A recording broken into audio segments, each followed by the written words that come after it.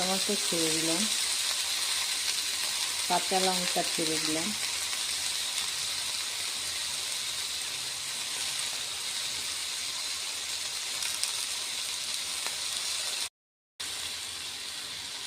Half চামচের মতো লবণ দিয়ে দিলাম,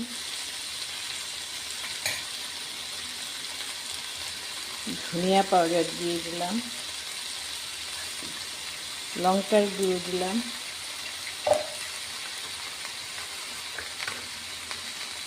আদা দিয়ে দিলাম। এখন আমি মিক্স করে নেব।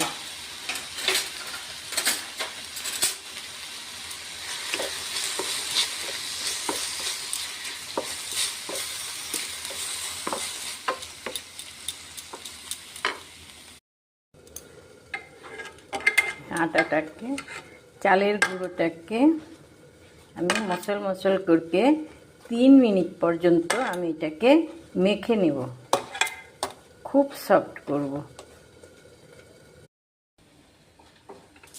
দূরের থেকে ধর, এখান থেকে দেখা যায়। আমি এটা যে পর্যন্ত একদম মোলায়েম না হবে তখন পর্যন্ত আমি এটাকে করেই নিব। খুব মোলায়েম করে আমি করলাম। এখন দেখুন আমি এইভাবে আমি শেপ দিব।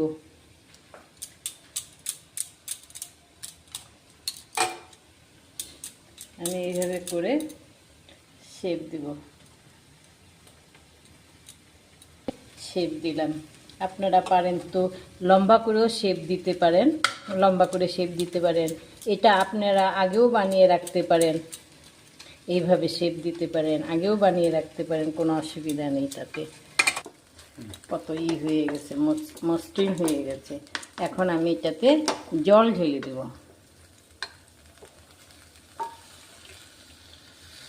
অনেকটাই জল দিয়ে দিলাম, কারণ এটা চালের আটা, আমি এটা বয়েল হইতেও অনেকটা সময় নেবে বা অনেকটা শুকিয়েও যাবে।